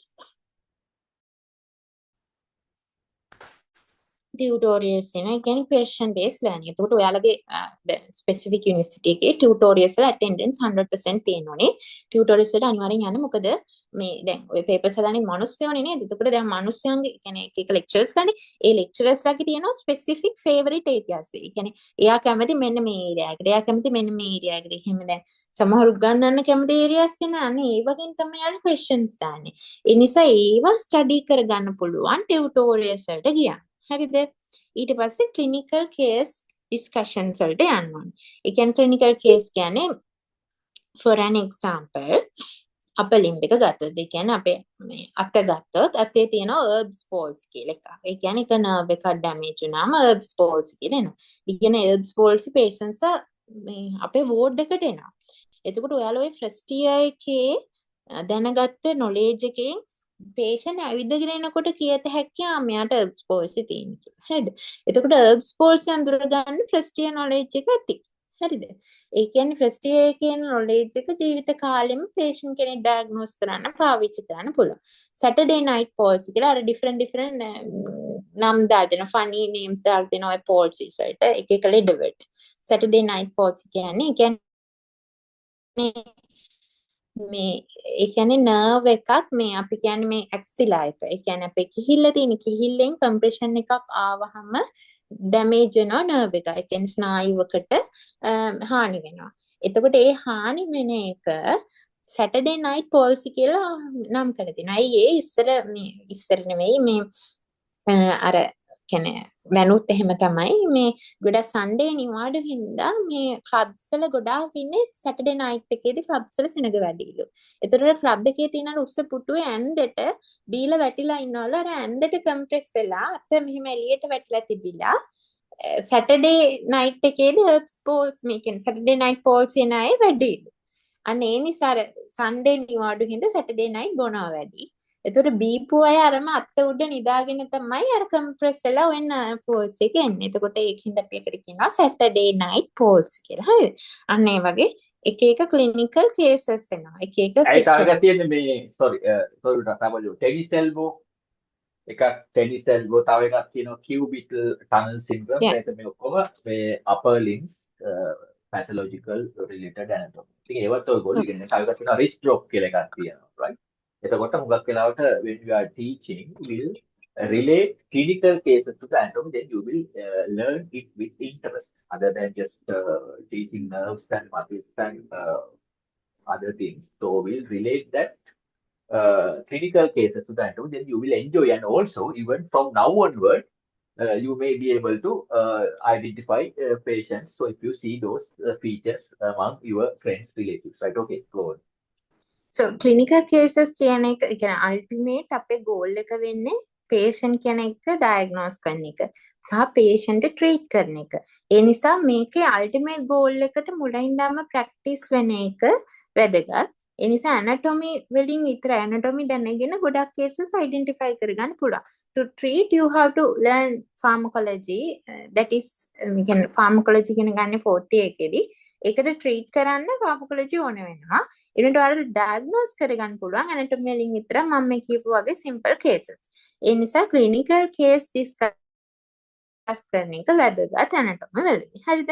ඊට පස්සේ student presentations තියෙනවා මේ ඔයාලගේ curriculum එකේදී. ඒකෙදි main aim එක වෙන්නේ මොකද්ද? මම අර කියපු organs ටික involve කරගන්න. ඒ කියන්නේ ඔයාලගේ ඇඟේ organs ගොඩාක් involve වුණාම ඒක මතක තියනවා වැඩි නිසා student presentations කරාම ඒක මතක තියනවා වැඩි. හරිද?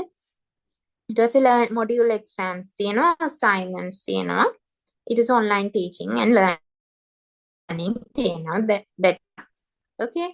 So peer assisted learning ඒ කියන්නේ මම කියවනේ දැන් පොත් කුමාරන් ක්ලාක් එක කියලා තියෙනවා ඩික්ෂනරි දෙකක් විතර පොතක් ලොකු පොතක් ෆයිනල් ඉයර් එක සබ්ජෙක්ට් එකකට තියෙන එක පොතක් හරිද එතකොට මුළු පොතම ෆයිනල් ඉයර් එක ඇතුලේ මම කිව්වා වගේ පැය 24ම බෝඩ් එකකින් ගමන් කරන්න බෑනේ එතකොට මොකද කරන්නේ පියර් ඒ කියන්නේ ඔයා මේ කොටස කියවලා ඇවිල්ලා මට කියා දෙන්න ඔයා මේ කොටස කියවලා ඇවිල්ලා මට කියා දෙන්න කොටස් දෙකක් බෙදාගෙන කියවනවා එහෙම ඇවිල්ලා කියවලා දෙන්න ඒ දෙන්න කියවපු ටික කතා කරගන්නවා එතකොට කතා කරනකොට වැඩියෙන් මතක තියෙනවා අනිත් කෙනාට කියා දෙනකොට තව වැඩියෙන් මතක තියෙනවා ඒ වගේ විනාඩි 10න් chapters දෙකක් මතක තියාගන්න පුළුවන් අර වගේ දෙන්න බෙදාගෙන කරනවා එතකොට peer based learning කියන එක ගොඩක් උදව් වෙනවා අපිට යුනිවර්සිටි මෙඩිකල් යුනිට්ස් වල ඉගෙන ගන්න so මේ assessment in anatomy මේක different වෙන්න පුළුවන් එක universities වල මම මේ basic එක කියන්නේ some universities they are carrying out module based exams ඒ කියන්නේ upper limb එක තියෙනවා නම් upper limb එක කරලා එකකින් exam එකක් තියෙනවා එතකොට thorax එක කළා thorax එක ලේසි මේකට වඩා දැන් මේක CA1 CA2 කියන්නේ something like term test ඒ කියන්නේ CA1 කියන්නේ upper limb එකේ කොටසකුයි thorax එකේ part එකකුයි එතකොට ඒ ටික එකතු කරලා term test එකක් වගේ තියෙනවා but මේ term test එකේ යම් percentage එකක් යනවා second MBBS exam එකට. ඒ නිසා මේ දැන් terms තියෙනවට වඩා modules තියෙනක ඔයාලගේ පැත්තෙන් වාසි. මොකද දැන් modules තියෙනකොට ඔයාලට upper limb එක බලාගෙන යන්න පුළුවන්. එතකොට ඒක ඔයා දන්නවනේ module exam එක අහන්නේ upper limb එකෙන් විතරයි කියලා. දැන් මේකේ එහෙම නෑ අහන්නේ upper limb එකෙන්ද thorax එකෙන්ද වැඩියෙන් අහන්නේ upper limb එකෙන්ද thorax එකෙන්ද කියලාවත් හිතා ගන්න බෑ. මට හිතෙන්නේ දැන් ගොඩක් යුනිවර්සිටිස් වල මොඩියුල් එක්සෑම්ස් තමයි යන්නේ. ඒක තියෙනකෝ යාලට වාසි. හරිද? ඊට පස්සේ assessment methods එනවා SCQ, MCQ and OSCE කියලා කියන සමහර මේකට OSCE කියලා කියනවා. ඒතකොට OSCE වල තමයි මම අර කිව්වා විනාඩි දෙකේ ස්ටේෂන්ස් තියෙන. කියන්නේ විනාඩි දෙකක් යනවා බෙල් එක ගහනවා ඊළඟ ස්ටේෂන් එකට මාරු වෙනවා. විනාඩි දෙකක් යනවා බෙල් එක ගහනවා ඊළඟ ස්ටේෂන් එකට මාරු වෙනවා. එහෙම තමයි OSCE වල වෙන්නේ. ඊට පස්සේ වයිවා තියෙනවා. වයිවා වලට local universities වල නම් girls sarees අඳින්න ඕනේ. boys formal attire අඳින්න ඕනේ. එතකොට anatomy වල බෝන් එක නම් බෝන් එක මේ සුඩ තියලා තියෙනවා. saree ඇඳගෙන ගිහිල්ලා බෝන් එක දුන්නාම මේ female එකද humerus එකද. ඒ කියන්නේ අතේ බෝන් එකද කකුලේ බෝන් එකද දකුණු පැත්ත එකද වම් පැත්ත එකද මේකේ තියෙන ප්‍රශ්නේ මොකද්ද මේ මෙතෙන්ට සම්බන්ධ වෙන nerve එක මොකද්ද muscle එක මොකද්ද ඔය හැමදේම කටින් කියන්න වෙනවා එක්සැමිනර්ස් දෙන්න ඉස්සරහා. එතකොට දන්නේ නැත්නම් ඒ දෙන්න ඉස්සරහම ලැජ්ජාවටපත් වෙන්නත් වෙනවා. අපි නිකන් වයිවා කියලා කියන්නේ ලස්සනට ඇඳන් ගිහිල්ලා මේ ලැජ්ජ වෙලා යන මේකක් විදියට තමයි සැලකන්නේ. මොකද දැන් ඔක්කොම දන්න කෙනෙක්ට උනත් හොඳටම මොක දන්න කෙනෙක්ට උනත් අතෙන්ට ගියාම නිකන් ඉන්ටර්විව් එකක් වගේ නිසා බය හිතෙනවා. එතකොට කියා ගන්න බැරි වෙනවා පැටලෙනවා. ඒ වගේ ගොඩාක් දේවල් සිද්ධ වෙන නිසා වයිවා කියන්නේ නිකන් අර ගොඩාක් මෙඩිකල් ස්ටුඩන්ට්ස් බය වෙන හේතුවක්. ඒ නිසා අපිට ඕනම් වයිවා ප්‍රැක්ටිස් කරන්නත් පුළුවන්. අපි අල්ටිමේට්ලි හැම කරමු. හැමතිස්සෙම ප්‍රැක්ටිස් එක තමයි පර්ෆෙක්ට් වෙන්න තියෙන එකම විදිය. without practicing අර මූදට බහින්න නැතුව පීනන්න බෑනේ. වතුරට බහින්න නැතුව පීනන්න බෑනේ. ඒ නිසා MCQs කරන්න ඕනේ, SCQs කරන්න ඕනේ, OSPs කරන්න ඕනේ, viva practice වෙන්න ඕනේ. ඒ ටික අනිවාර්යෙන් කරන්න ඕනේ. එතකොට මේ to conclude this session මම ඔයාලට මේ recommended reading books මේ තියෙන්නේ මේ books මේ වගේ PDF තියෙනවා මේ පොතුත් තියෙනවා ගන්න. ඔයාලා පොත් කියන්න කැමති නම් පොත් ගන්න. මං ගාවත් කීපයක් තියෙනවා. එහෙම නැත්නම් PDF available නැත්නම් මට කියන්න I will share it with you. gross anatomy වලට grades එක බලන්න පුළුවන්. Gray's anatomy, Grant's anatomy and මේක තියෙනවා චෞරාශ්‍රය කියලා අපි මේකට කියන්නේ. මේක ගොඩක් හොඳ පොතක්. ඒකට චෞරාශ්‍රය අපිත් බලද්දි චෞරාශ්‍රය කියන්නේ ඉස්සර කාලේ පරණ පොතක්. ඔක ඉන්දියන් නෝත කෙනෙක් හරි ලස්සනට තියෙනවා. එතකොට තව කනින්හම් බැලුවද ඔයගොල්ලෝ? කනින්හම් තියෙනවා. Last anatomy කියන එක ගොඩාක් ඇඩ්වාන්ස්. ඒක නිකන් අර මේ පෝස්ට් ග්‍රැජුවේට් වලට වගේ තමයි යූස් කරන්නේ. ඒ කියවන්න පුළුවන් නම් හොඳයි. එනට ඒක ගොඩක් ඇඩ්වාන්ස්. ඊට වැඩිය සිම්ප්ලිෆයි කරලා තියෙනවා මේ දෙකේ. චෞරාශ්‍රය නම් ගොඩක් හොඳයි. මොකද ඒක මේ ගොඩක් මේ section wise දාලා තියෙනවා ලස්සන. point wise. එතකොට next one is snails people and මේකේ snails තියෙනවා. ඊට පස්සේ Gray's anatomy තියෙනවා එක විදිහට එනවා. මේ තියෙන එලිස් එක හරිද? එලිස් එක දැන් ඒෂියන් version එකක් තියෙනවා. ඒකෙත් PDF තියෙනවා. ඔයාලට මේ PDF මම මුලේ ෆොටෝ එක දාලා තින්නේ මේ cover page එකේ. මේක හොයාගන්න බැරි නම් PDF එක මේ let me know I will share the PDFs with you. ඊට පස්සේ මේ තියෙන්නේ Grant's Atlas එක. මම කියේ picture memory එකට ගොඩක් හොඳයි මේ Atlas එකක්. ඒ කියන්නේ pictures විතරයි තියෙන්නේ. ගොඩක් details නෑ. මම මේකේම picture memory එකට ගන්න පුළුවන්. Gross anatomy Atlas එකක් විදියට use කරනවා Grant's එක. Macmillan එකත් use කරන්න පුළුවන්. අපි ගොඩක් වෙලාවට Grant's එක තමයි use කරන්නේ. හරි. මේක තමයි dissection. Grant's dissector කියලා වෙනම එකක් තියෙනවා. ඒ කියන්නේ dissections කරන්න ඕනේ කොහොමද? ඉස්සෙල්ලාම මෙන්න මේ ස්කින් එක මේ විදියට කපන්න, මෙතනින් මේ සෙන්ටිමීටර් ගාණක් කපන්න, ඊට පස්සේ පැට්ල එක මේ විදියට ඩිසෝල්ව් කරන්න, ඊට පස්සේ ඔයාට නර්ව් එකක් තියෙනවද බලන්න මෙතන මේ වගේ, වෙසල් එකක් තියෙනවද බලන්න මේ වගේ කියලා මෙහිම ඩිසෙක්ෂන් එකට ඉන්ස්ට්‍රක්ෂන්ස් දීලා තිනවා Grant's dissector එකේ. හරිද? histology වලට Wheater's functional histology තමයි අපි බලන්නේ. මේ තියෙන මෙන්න මේ තියෙන histology specimens ඔක්කොම පේන්නේ රෝස් පාටයි නිල් පාටයි තමයි. ඒකට හිතා ගන්න බෑ මේ තියෙන්නේ pancreas එකද, ඒ කියන්නේ අග්න්‍යාශයද, මේ gall bladder එකද, පිත්තාශයද කියලා හිතා ගන්න. එතකොට මෙන්න මේ පොඩි දේවල් ඔයාලා features මතක තියාගෙන යන්න ඕන. මොකද මේවා එනවා මේ OSPI වලට. ඒ කියන්නේ අර විනාඩි දෙකෙන් දෙකට stations මාරු වෙන තැන් වලට එනවා. හරි. මේ තියෙන embryology වලට බලන්න ඕන එක. Langermans එක බලන්න පුළුවන්. සාමාන්‍ය අපි use කරේ Langermans එක. So you can use e-books also. මේ තියෙන web based resources ටික. Teach Me Anatomy කියලා site එකක් තියෙනවා. Anatomy Zone කියලා තියෙනවා. Ken Hub කියලා site එකක් තියෙනවා. මෙන්න මේ sites තුන Get Body Smart එක එකත් හොඳයි. හතරේ web based resources තියෙනවා. හරි. So we will learn anatomical terminology next day. හරිද? Okay, we'll wind up for today, right? Now we have worked for 1.5 hours. Right? And now neither. Oh, neither. We'll stop here. Right. Okay, then thank you for joining so that we'll announce you on the group when is your next session.